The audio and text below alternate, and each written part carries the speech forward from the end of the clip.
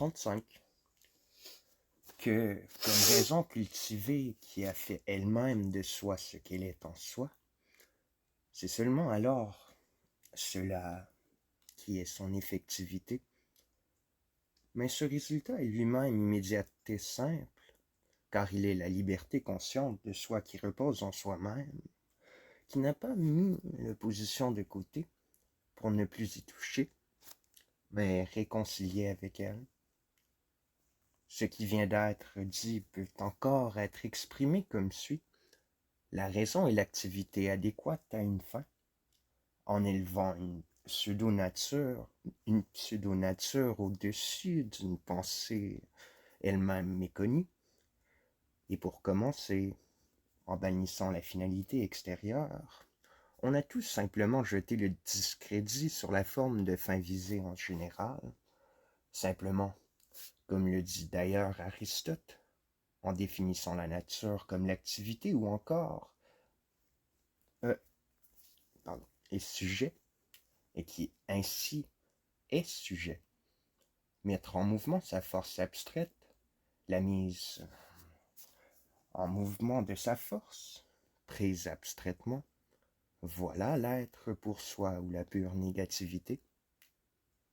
Le résultat n'est la même chose que le commencement parce que le commencement est une fin visée, ou encore l'effectif n'est la même chose que ce qu'est son concept que parce que l'immédiat en tant que fin a en lui-même le soi-même, l'effectivité pure.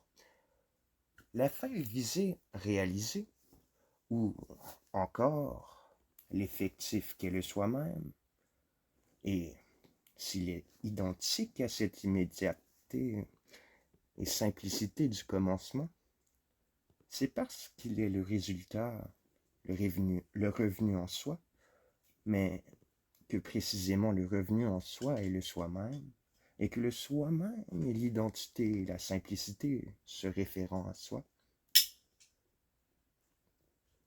C'était depuis déployé, section 36. Le besoin de représenter l'absolu comme sujet recourait aux propositions suivantes. Dieu et l'éternel, ou encore l'ordre moral de l'univers, ou l'amour, etc. Dans ce genre de proposition, le vrai est simplement posé directement comme sujet, mais n'est pas exposé comme le mouvement de réflexion de soi en soi-même.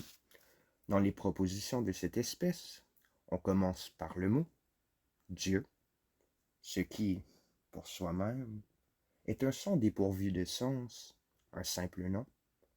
C'est seulement le prédicat qui nous apprend ensuite ce qu'il est, le remplit d'un contenu et le munit d'une signification. Le commencement vide ne devient que dans cette fin un savoir effectif. On ne peut pas, dans cette mesure, éviter de se demander pourquoi on ne parle pas seulement de l'éternel, de l'ordre moral de l'univers, etc., ou, comme le faisaient les anciens, de purs concepts, de l'être, de l'un, etc., bref, de ce qui est la signification, sans y ajouter encore cette sonorité vide de sens. Mais ce que ce mot précisément signale, c'est ce qui est posé n'est pas un être ou une essence, ou 37 un universel en général, mais quelque chose qui réfléchit en soi, un sujet. Simplement, ceci, en même temps, est seulement anticipé.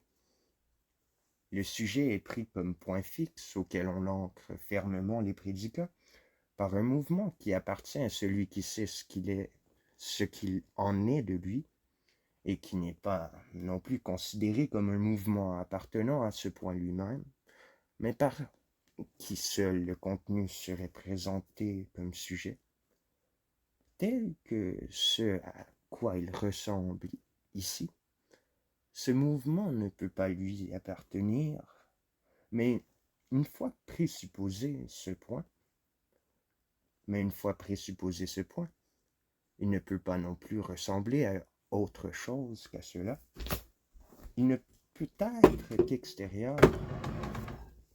C'est pourquoi l'anticipation qui établit que l'absolu est sujet, non seulement n'est pas l'effectivité de ce concept, mais même rend cette effectivité impossible, étant donné qu'elle pose le concept comme point immobile, alors que l'effectivité est le mouvement propre et autonome.